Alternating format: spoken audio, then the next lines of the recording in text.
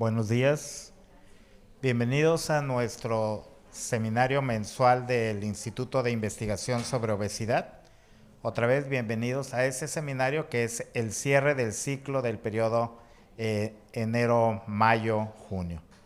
Me da mucho gusto tener la oportunidad de presentar a nuestra conferencista del día de hoy, la doctora Linda Morales, y voy a brevemente a leer algo de su semblanza. Me da mucho gusto y una sorpresa agradable saber que es médico cirujano por la Facultad de Medicina de la Universidad Veracruzana, y eso realmente lanza el mensaje del espíritu que buscamos de enfoque multidisciplinario de obesidad. Linda está dentro de la unidad de política pública, lo cual manda el mensaje adecuado. Realizó su servicio social en el Instituto Nacional de Ciencias Médicas y Nutrición Salvador Subirán, estancia académica en la Universidad Industrial de Santander en Colombia, maestría en Ciencias Epidemiológicas con énfasis en investigación clínica por el Instituto Nacional de Salud Pública y una estancia doctoral en el Institute for Health Metrics and Evaluation en Washington. Su doctorado en Ciencias es por el Instituto Nacional de Salud Pública y cuenta con una trayectoria en el liderazgo de varios proyectos. Sin tomar más tiempo, pues le cedo el espacio a Linda. Otra vez gracias y adelante.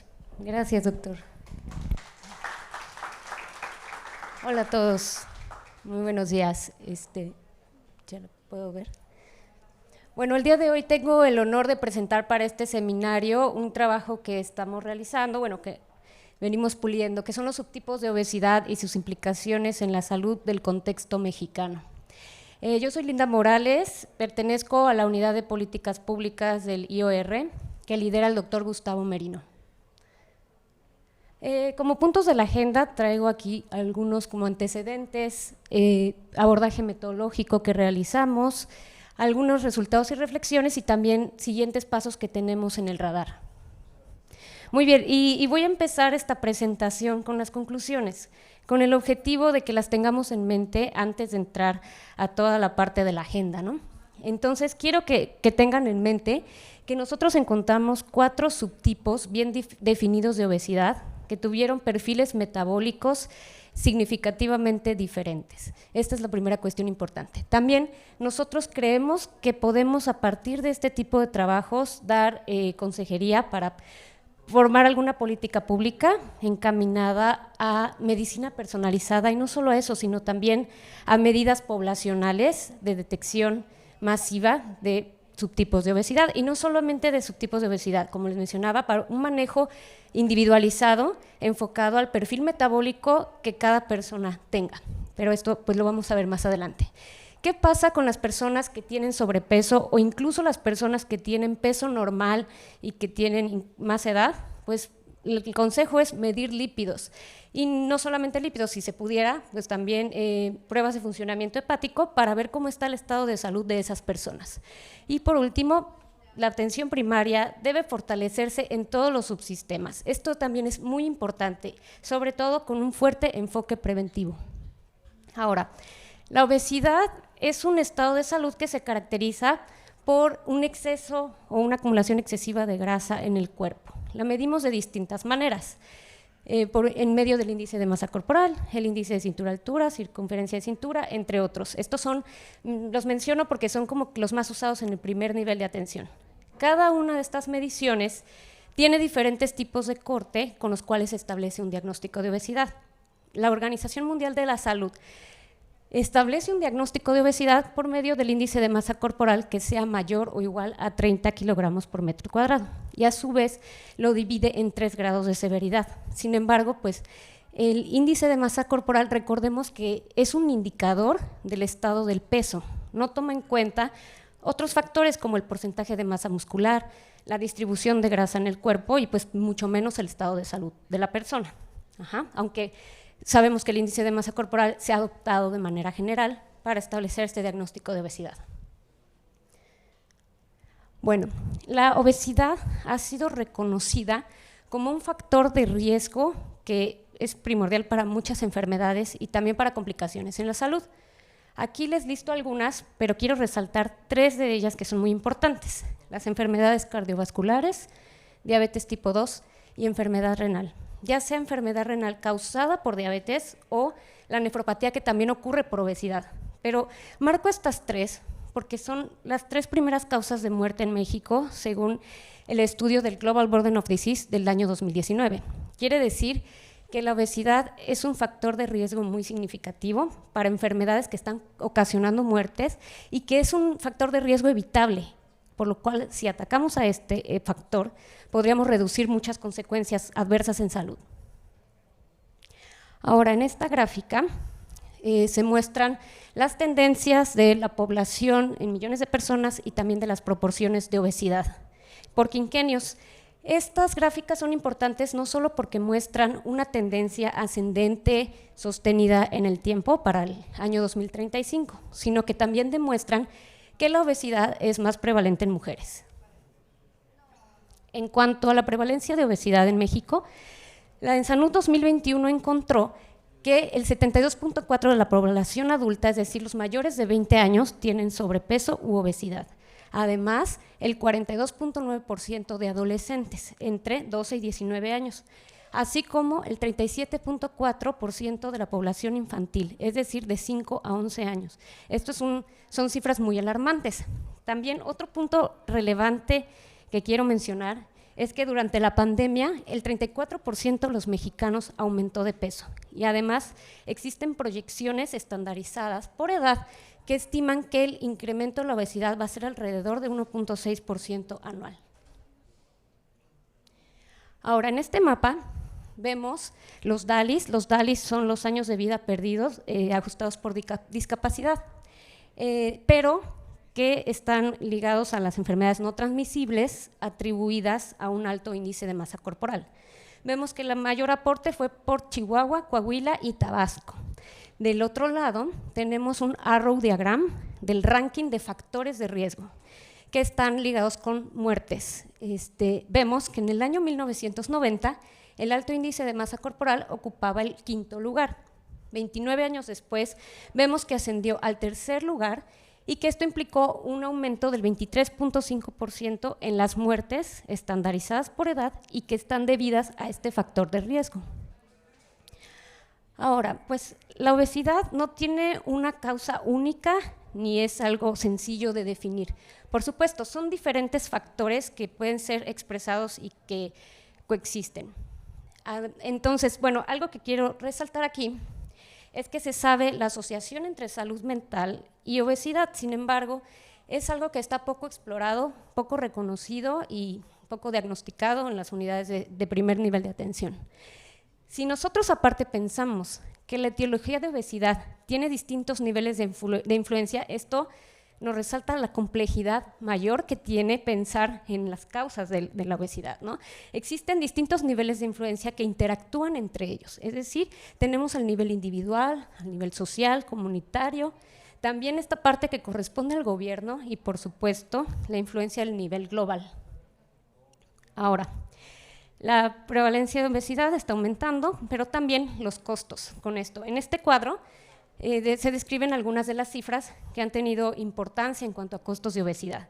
De aquí resalta que en el año 2019 el costo, tanto de los costos directos, que son los relacionados a la obesidad como tal y a enfermedades, como los costos indirectos, que son más estos de falta de productividad o muerte prematura, ascendieron a un equivalente del 2.1% del Producto Interno Bruto. Por supuesto, se estima que para este año esas estimaciones sean mayores. Y entonces, claro que la obesidad es una amenaza para la economía. Entonces, ¿qué necesitamos? Pues estrategias útiles, eso es muy importante, útiles e integrales para prevención y para el manejo del 70 y tantos % que tenemos ahorita con obesidad en México. ¿Cómo vamos a hacer esto? Pues bueno, se necesita generación de evidencia, se necesita evaluación de impacto de las estrategias que existen o de estrategias que se vayan a crear y también un monitoreo continuo de las mismas. Entonces, bueno, esto da pie, con todo este preámbulo, a que hablemos de los subtipos de obesidad con el objetivo de comprender un poco más cómo se ha entendido esta patología cuando el individuo ya la padece. Primero, hay una falta general de reconocimiento de que el fenotipo obeso no es una condición homogénea como tal. Esta es de las clasificaciones que más se han difundido. Tenemos por un lado la obesidad androide. Esta es más frecuente en hombres y en mujeres posmenopáusicas. Este tipo de obesidad se caracteriza por tener mayores condiciones de salud metabólicas. Por otro lado, está la obesidad ginecoide. Esta se ha encontrado más en mujeres premenopáusicas, tiene menos consecuencias en salud como tal, o sea, metabólica, pero sí está ligada a trastornos mecánicos como osteoartritis y también venas varicosas. Ahora, ¿qué hay de la fisiopatología de la obesidad? Bueno, pues es este desequilibrio del balance de energía que existe entre la ingesta, entre el aumento de la ingesta, y hay una disminución del gasto energético. Pero estos elementos están ligados a distintos factores. Por ejemplo, la ingesta está ligada a la sensación de hambre, a la saciación, a la saciedad y a la alimentación emocional. Esta alimentación emocional ha sido más reconocida en mujeres. Por otro lado, el gasto energético también está ligado a otros elementos. Por ejemplo, el gasto de energía en reposo. Vean, este concepto es interesante, actividad física, pero refiriéndonos a ella como una termogénesis por actividad sin ejercicio. Es que puede ser un poco confuso porque nosotros muchas veces llamamos actividad física al ejercicio. Y como tal, el ejercicio son los que están ligados al gasto energético. Del lado derecho observan un diagrama de Venn. Este diagrama de Venn son las categorías que encuentra de fenotipos de obesidad el doctor Andrés Acosta. En su trabajo encuentra 4 categorías, aquí les pongo los nombres en inglés, y estas mismas categorías están ligadas a estos elementos que había mencionado antes. Por ejemplo, el hambre cerebral está ligada a la saciación, el hambre intestinal a la saciedad. La parte del hambre emocional, por supuesto, alimentación emocional que puede ser debida a impulsos.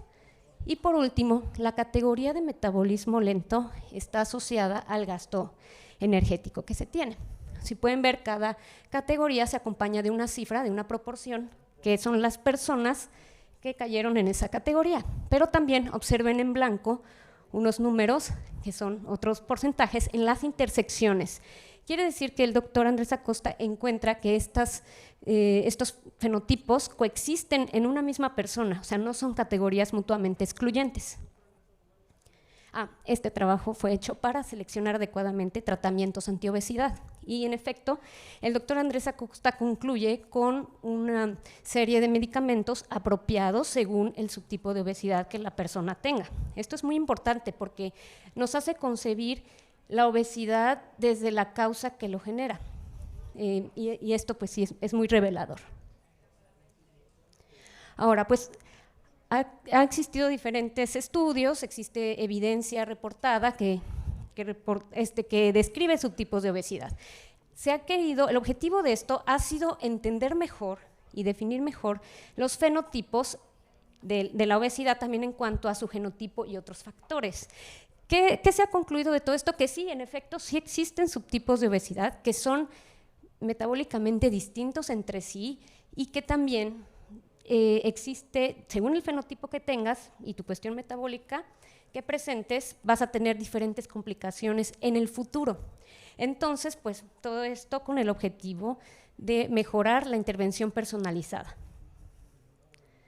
Ahora, aquí les listo 4 subtipos que han sido encontrados en esta revisión sistemática de 102 artículos que datan de finales de los 90 a 2017.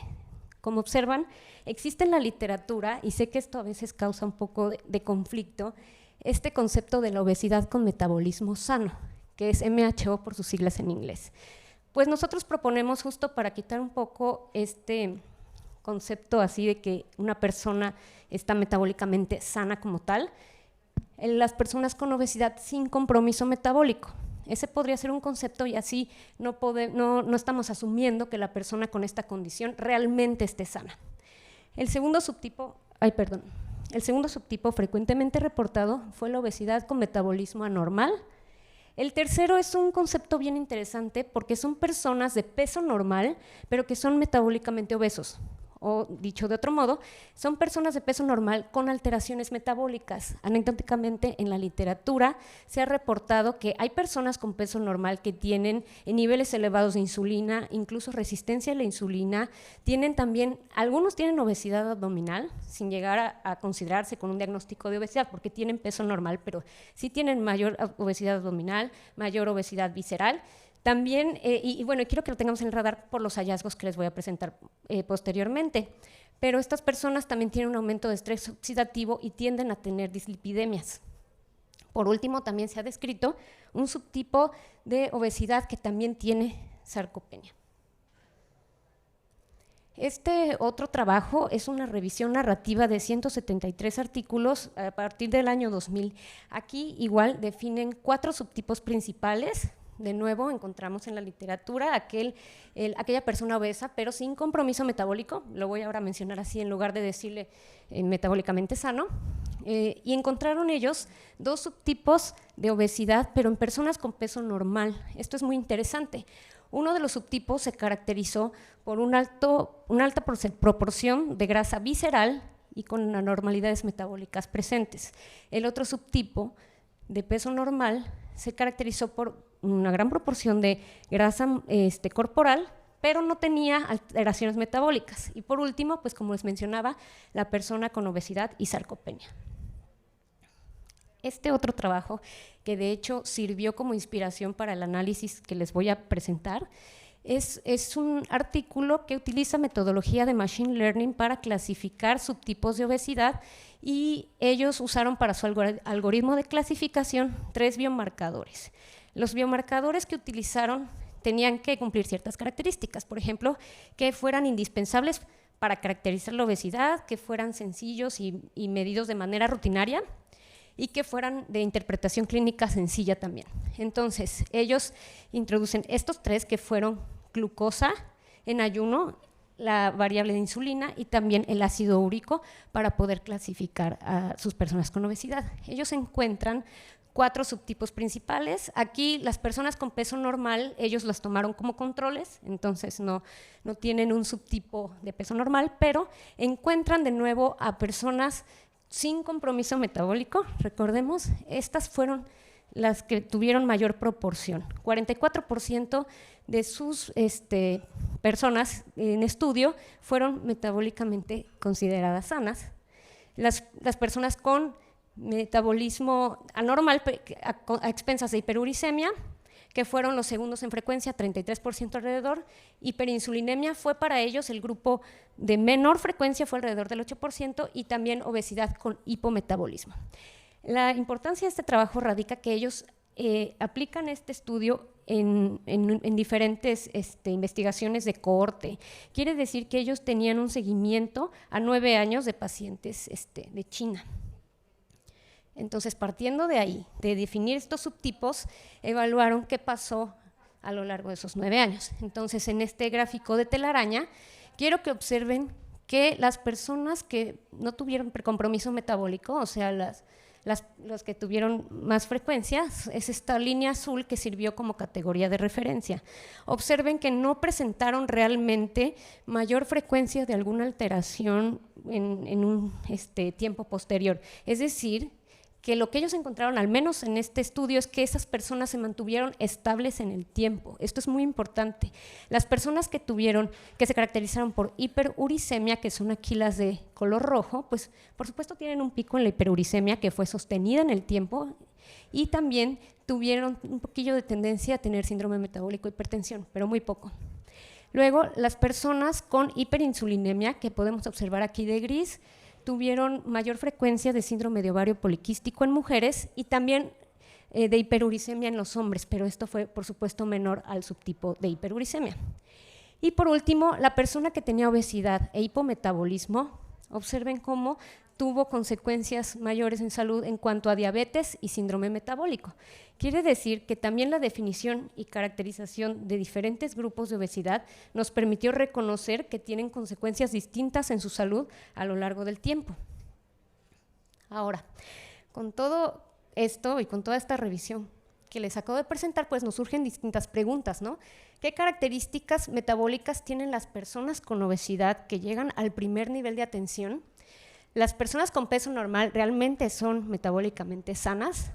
Y una última, que es la persona que vive con obesidad tiene evaluación de salud mental, y esta la vuelvo a marcar en rojo haciendo énfasis que, como estamos pensando en el primer nivel de atención, estos diagnósticos son poco reconocidos o medidos en el primer nivel. Ahora, el objetivo entonces de nuestro análisis fue justo identificar subtipos de obesidad en población mexicana. Esto no solo para identificarlos, sino para dirigir estrategias personalizadas de manejo. También, pues, describir las principales características de los subtipos que nos resultaran. Esta es la población de estudio. Se llama, utilizamos datos de Mido Plus. Mido es una estrategia de un programa llamado Casalud. Son las siglas para la medición integrada para la detección oportuna que se implementó en los primeros niveles de atención de México. Entonces, bueno, en el año 2016 se realiza un estudio llamado Mido Plus, lo cual quiso identificar cifras de resistencia a la insulina en México. Para ello se utilizó población aleatoria que acudía al centro de salud y pues se le toman distintos biomarcadores, pero lo importante aquí, y por eso se llama Mido Plus, es que les midieron también un perfil genético a todos ellos. Ahorita vamos a ver de qué estamos hablando y bueno, el total de personas evaluadas fueron 1,770. Nosotros, con el objetivo de encontrar fenotipos similares al artículo que les mostré del LIN, excluimos a personas con diabetes. Esto porque en estudios de corte, este no es un estudio de corte, es un estudio transversal, pero se pretende excluir a estos que tienen diabetes para ver posteriormente quién la desarrolla. Pero también nos pareció interesante excluirlas porque sabíamos que al describir las características, pues las personas con diabetes iban a jalar la media de glucosa porque tienden a tener valores más altos. Entonces teníamos 1,562 personas sin diabetes, de las cuales 400 personas tenían obesidad diagnosticada por IMC, y esto corresponde al 25.6% del total.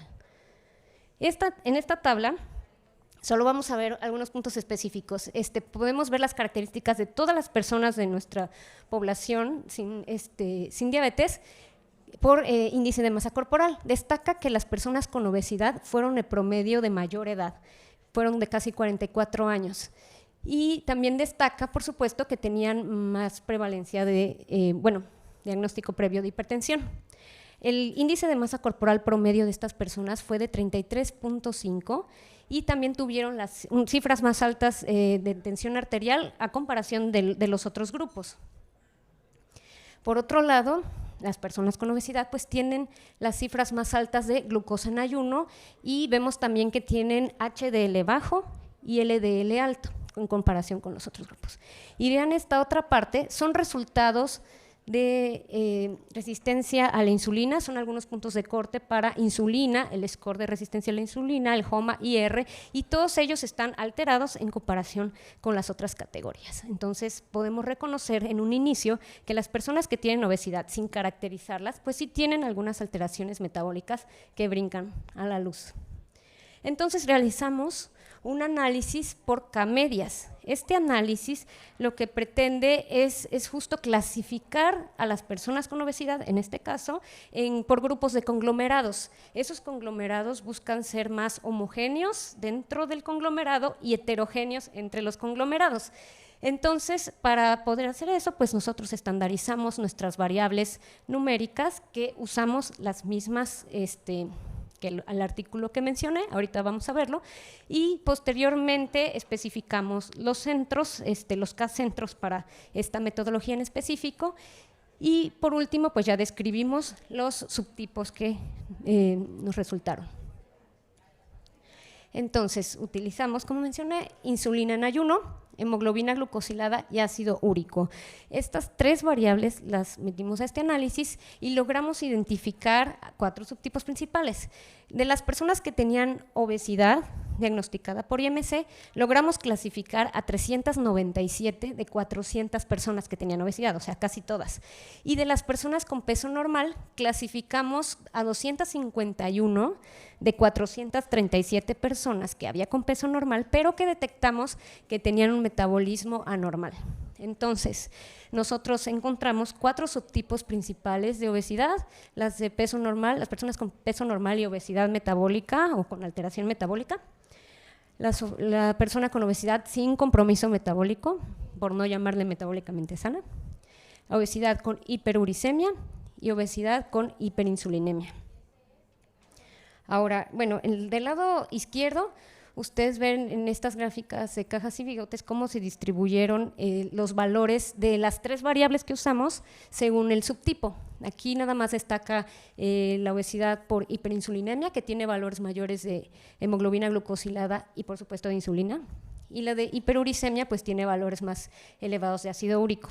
Si lo vemos en este diagrama de telaraña, para nosotros nuestra categoría de referencia igual fue aquella persona con obesidad que no tuviera compromiso metabólico, que es esta que ven aquí en color fucsia. Sin embargo, pues noten que es un poco distinta a la de los chinos.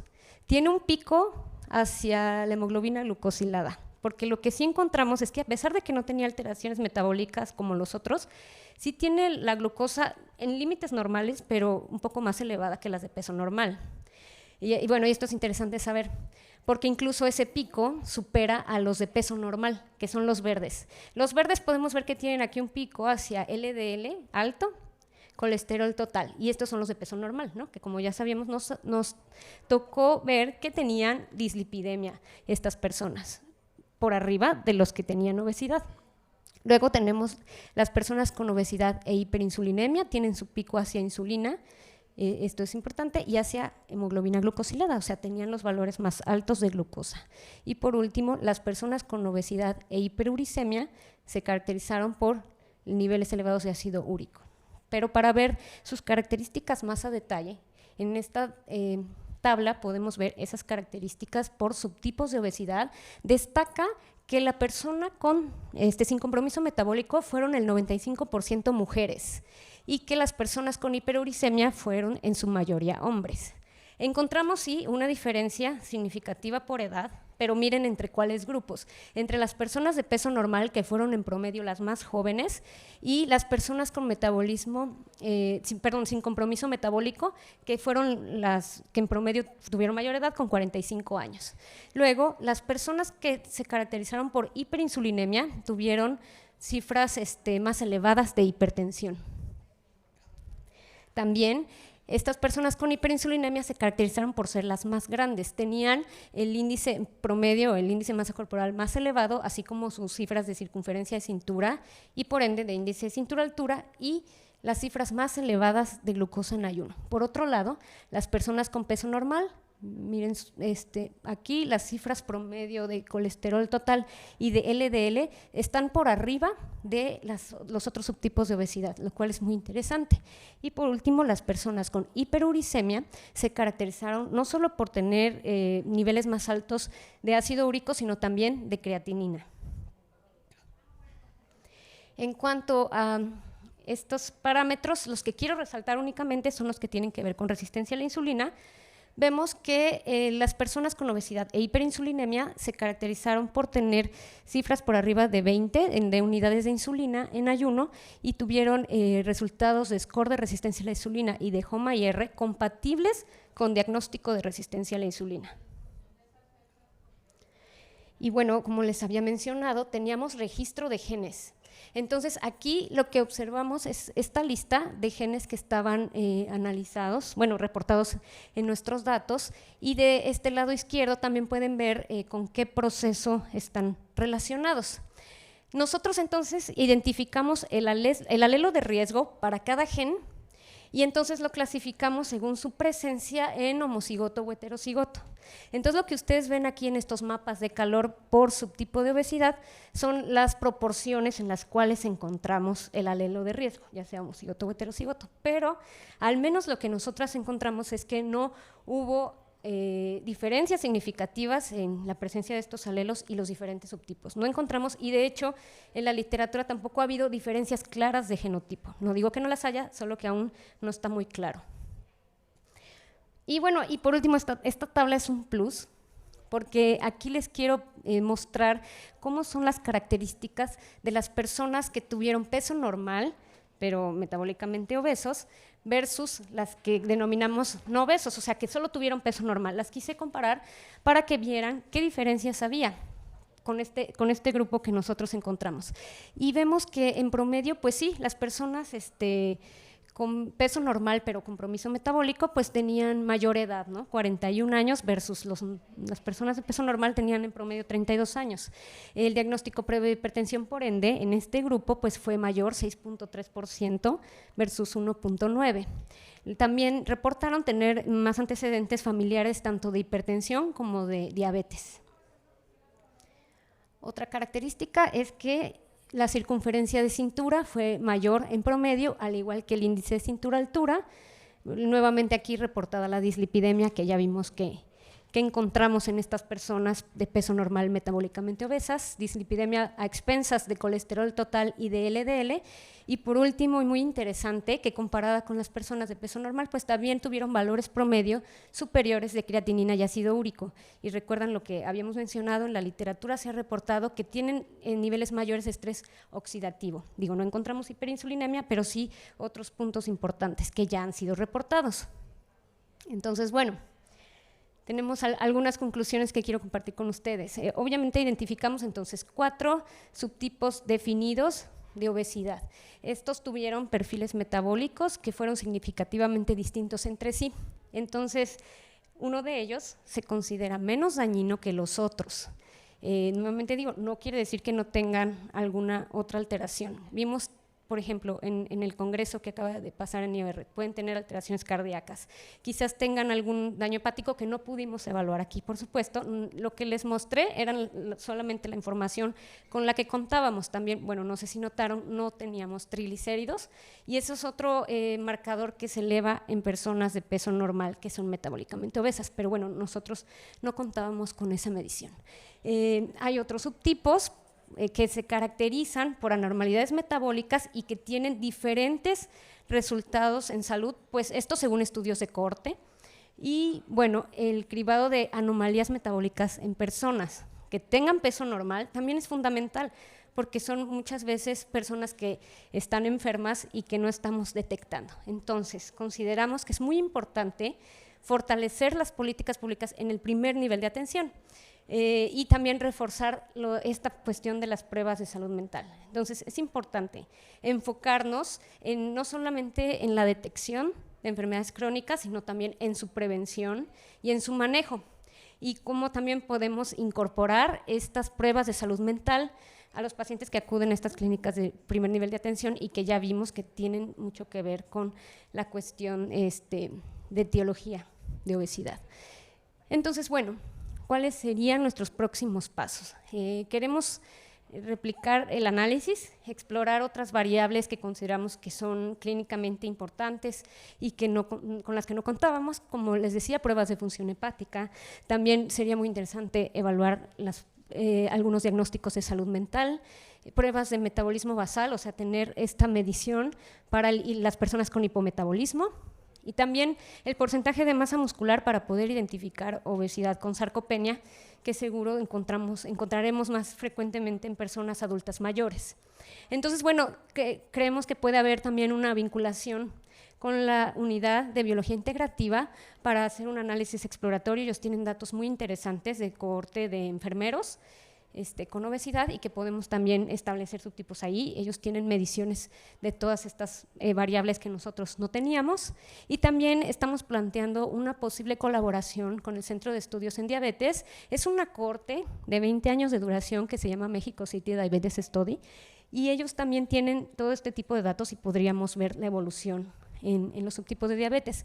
Es decir, si nosotros analizamos este tipo de información en estudios longitudinales, podemos responder a las preguntas de si las personas cambian de un subtipo a otro en el tiempo o cuáles son los principales resultados de morbimortalidad a largo plazo. Porque con los resultados, o sea, la población de China es distinta obviamente a la mexicana. Llama la atención, como les mencionaba, que nuestro hallazgo de personas con obesidad pero sin compromiso metabólico, pues sí había ahí cierta alteración de la glucosa, quizás que obedece a nuestros hábitos alimenticios y a otras cuestiones que pasan en nuestro país y que en otros no. Entonces sí es importante establecerlo aquí en México y seguir a largo plazo a estas personas.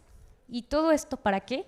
Bueno, pues para planear recomendaciones hacia una política pública. Es decir, lo que queremos es que enfocarlo a primer nivel de atención, en este caso, quizás pueda escalar posteriormente, ¿no? Pero por el momento estamos enfocándonos al primer nivel de atención y que todo el conocimiento que podamos generar en este instituto pueda servir y pueda verse aplicado y no únicamente se quede publicado en un paper, sino que pueda ser de utilidad para la salud del país. Entonces, esto sería todo. Muchas gracias.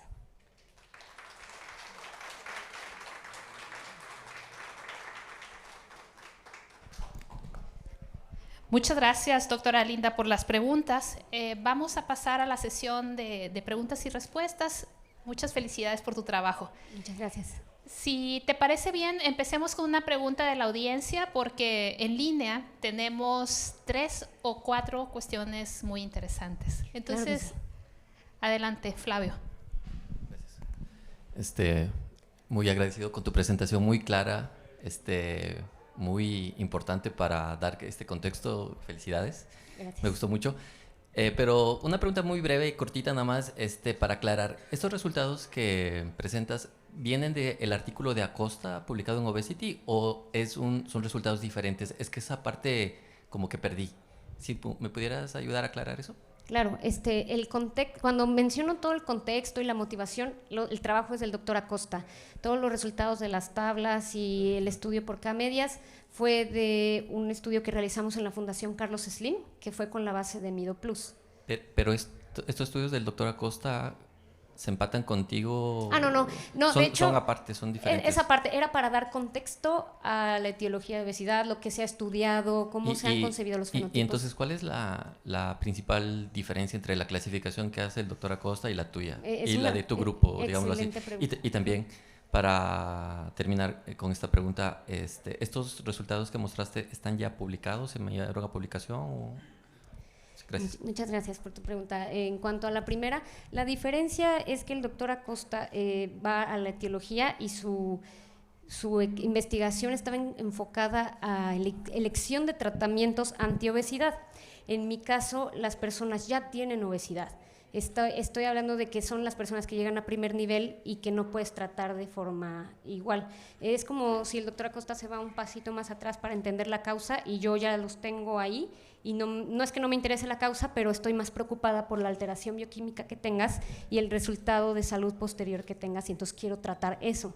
Creo que, y por eso la intención de evaluar hipometabolismo en un análisis posterior, hipometabolismo y también pruebas de salud mental, porque creo que podemos combinar estos subtipos. Sin embargo, otra diferencia importante entre su estudio y el nuestro es que nosotros tenemos categorías que son mutuamente excluyentes. Cuando hacemos el K-medias, hace conglomerados que sean muy homogéneos entre esos mismos, ¿no?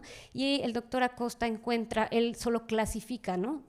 Aplica ciertas pruebas, entonces te diagnostica, ok, tienes hambre emocional, pero también tienes hambre intestinal. Hay intersecciones, los diagnósticos o fenotipos pueden coexistir. En el caso de nuestro análisis, no, tú perteneces a una categoría o a otra. No sé si eso queda claro. Ajá, sí, claro. Y con respecto a tu otra pregunta, estamos puliendo los análisis y la intención sí es publicarlo. Aún no se ha publicado, está en vías de. Muchas gracias. Muchas gracias, Flavio, por la pregunta. Y voy a leer, doctora Linda, un par de preguntas de la audiencia virtual que están relacionadas. La doctora Rocío Ortiz, de la Unidad de Biología Integrativa, te felicita. Excelente trabajo, muy bonito. Nos interesa hacer clasificación en nuestra corte, pero nos interesa saber si es posible integrar la evaluación de salud mental en el modelo que tienes, y en la misma línea pregunta otra persona, ¿qué tipos de estudios de salud mental planeas realizar específicamente? Y 3, ¿cómo se mide el hambre emocional o cómo se mide el hambre cerebral? Perfecto. Bueno, en cuanto a la respuesta hacia la doctora Ortiz, muchas gracias, y justo es la parte con la que queremos vincularnos para realizar análisis en su cohorte. Claro que podemos también analizar esta parte de salud mental, que es una de nuestras intenciones. Deberíamos modificar, por supuesto, nuestro algoritmo. Yo creo que sí puede ser incorporada esta información de salud mental a nuestras CAMedias. Tendríamos que ver más bien de qué forma replantear un análisis, pero por supuesto es algo que queremos explorar. Otra cuestión que yo había pensado era quizás no incorporarla al análisis, sino ver cómo se distribuía los diagnósticos de salud mental en los subtipos que ya habíamos encontrado, o sea, aplicar tal cual el algoritmo a la cohorte de enfermeros y ver cómo se distribuían todas estas cuestiones variables que ellos tienen medidos de salud mental. En cuanto a los estudios de salud mental, todavía no los hemos elegido.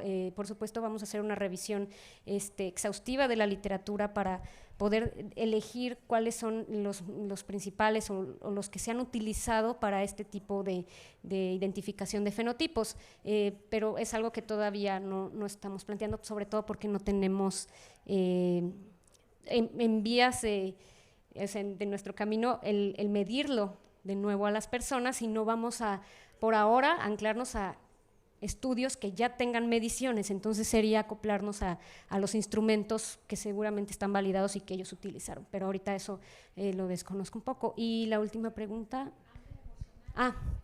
el hambre emocional, pues sobre todo la medían por diagnósticos de ansiedad, donde la persona tendía a comer de forma compulsiva, pero esto es por una cuestión que obedece a un diagnóstico de ansiedad. Y la cuestión del hambre cerebral, el hambre cerebral tiene que ver con la saciación. Esto se mide también a través de instrumentos validados, pero tiene que ver, y qué bueno que tocamos ese punto, porque la saciación que tiene que ver con el hambre cerebral es es el tiempo, el proceso del tiempo que termina el acto de comer. Y esto está regulado por diferentes hormonas que se secretan cuando uno come y llegan al final, o sea, lo estoy diciendo de forma muy simplista, al cerebro, saturando el centro de saciedad para que deje uno de comer, pero se llama saciación. Y hay diferencias porque en español, se escucha raro, pero satiation, y la saciedad tiene que ver con el intestino, porque ahí tiene más que ver con el vaciamiento gástrico y con el tiempo que transcurre entre que comiste y luego te da hambre otra vez y vuelves a comer. Entonces, la cerebral es el tiempo en el que determina, en el que comes en este momento, porque son hormonas que secretas y que tienen que ver con la consistencia de la comida, las proteínas, la grasa, la cantidad nutricional, diferentes factores, y que por supuesto varían de persona a persona y están determinadas por cuestiones genéticas y otros mecanismos que todavía no se comprenden. Muy bien. Qué genial. Muchas gracias por tu respuesta. No sé si aquí en la audiencia hay alguna otra pregunta. Si no hay nadie. Me saltó mucho a la vista la última diapositiva sobre los obesos hombres, 40 años, 32 años. Lo digo porque voy por esa edad, ¿verdad? La mayor, quiero decir. Y pregunta que tal vez no se relaciona con el metabolismo como lo muestra, sino tal vez con la actividad física. ¿Será que después de los 30 años por ahí adquieres unos hábitos diferentes, pues a ser joven, ir a un lugar, ir al otro, ¿verdad?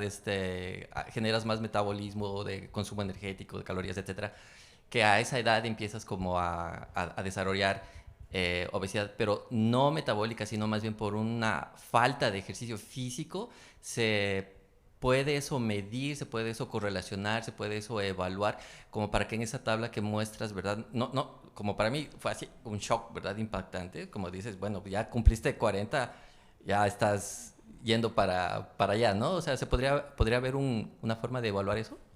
Sí, bueno, gracias por tu comentario. Fíjate que lo que quiero aclarar es que esa última tabla era para contrastar las personas con peso normal, pero que tenía metabolismo obeso versus peso normal, sin ninguna alteración metabólica. Y sí, en efecto, eran más grandes. Sí hay forma de medirlo. Fíjate que está, sobre todo, reportado en mujeres. ¿Te acuerdas también que la prevalencia de obesidad es más frecuente en mujeres? Tiene que ver también con cuestiones hormonales, pero por supuesto tiene todo que ver con esta parte de que conforme aumenta nuestra edad, nos volvemos más sedentarios, tenemos mayor ritmo de trabajo, se hace menos actividad física. No digo que sea generalizado, por eso, como sabemos, es una etiología multifactorial, pero por supuesto que puede medirse y debe uno poner atención especial en gente que rebasa los 40, aunque en sí las detecciones en primer nivel de atención están consideradas para adultos a partir de 20 años. Entonces, bueno, sí hay forma de medirlo, sí uno debe de cuidarse más conforme aumenta la edad, porque las cuestiones hormonales y de metabolismo se van modificando. Es como, por ejemplo, te voy a poner un ejemplo muy burdo quizás, pero en cuanto a las venas de las piernas, tenemos ciertas válvulas que nos ayudan a que retorne la sangre al corazón. Cuando uno envejece se ha demostrado que pues no necesariamente disminuye el número de válvulas, pero ¿qué pasa? Pues sí se hacen menos eficientes, ¿no? Porque pues todo en la vejez pues va fallando. Cuando se hace menos eficiente, pues tiende más a encharcarse la sangre, por así decir. Hay una hipertensión venosa, tiende uno más a tener varices. Y lo mismo ocurre con muchos procesos en el cuerpo que tienen que ver conforme aumenta la edad. Hay forma de medirlo, sí, pero tendríamos que enfocarnos en específico a decir, bueno, ¿qué factores son los que contribuyen más a la obesidad a partir de los 40? Y por supuesto, sí hay situaciones descritas y, como te menciono, más para mujeres posmenopáusicas, pero pues bueno, no sé si aclaré tu punto.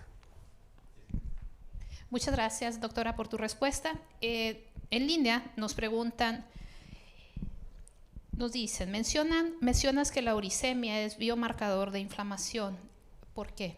¿No estaría más relacionado con catabolismo o con recambio tisular alterado? Parece que la uricemia no fue una variable asociada a obesidad en estudio de Puebla. ¿Puedes ahondar al respecto? Uricemia. Así lo escribieron. Ok. La hiperuricemia, en efecto, bueno, no mencioné que decía que tuviera que ver con… perdón, doctora. Es que no recuerdo qué menciona.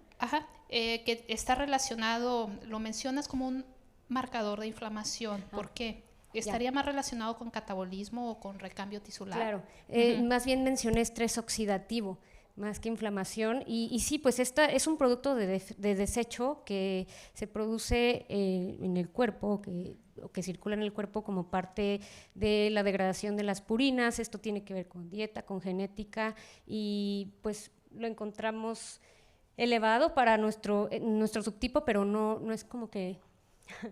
lo encontramos en nuestro estudio, pero no sé entonces a qué se refiere, que no sé si pueda andar el participante más en su la pregunta. Quizás si nos puede detallar la pregunta aquí en redes, sí. Sería más…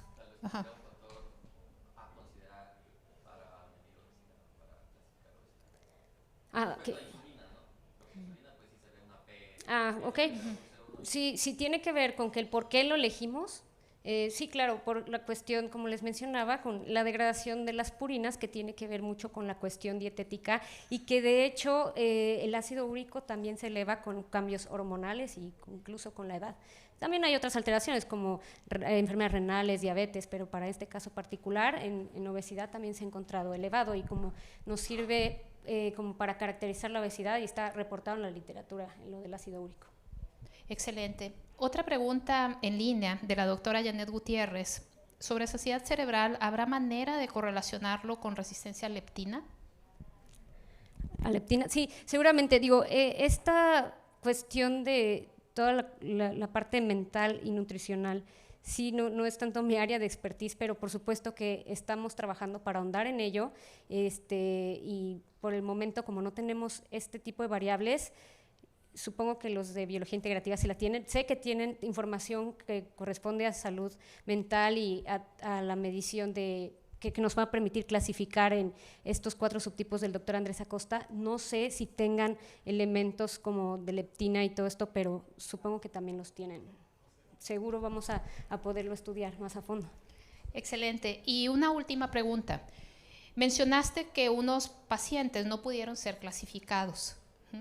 ¿Cuál fue la razón por la que no pudieron categorizarse en esta clasificación? Claro. Bueno, dijimos que casi todos los de obesidad fueron clasificados. Esto ocurre cuando los análisis estadísticos tú evalúas a tu población y usualmente se toman los que tienen todas las observaciones completas. Seguramente esas 3 personas con obesidad que no pudimos clasificar fue porque tuvieron algún faltante en ácido úrico o en insulina en ayuno, ya sea porque no se registró, porque no fue a su muestra, entonces por eso no se pudieron clasificar. En cuanto a las personas de peso normal, que solamente clasificamos al 54%, me parece, es porque las otras personas de peso normal no tenían ninguna alteración metabólica, entonces no las consideramos como un subtipo, como tal de obesidad, pero esas fueron las razones. Las razones. Pues excelente. Doctora, te agradecemos mucho el tiempo. Hay muchas felicitaciones de tu trabajo en la red, entonces felicidades de nuevo, y a todos los que nos escuchan los esperamos en el siguiente seminario del Instituto para la Investigación en Obesidad. Hasta pronto.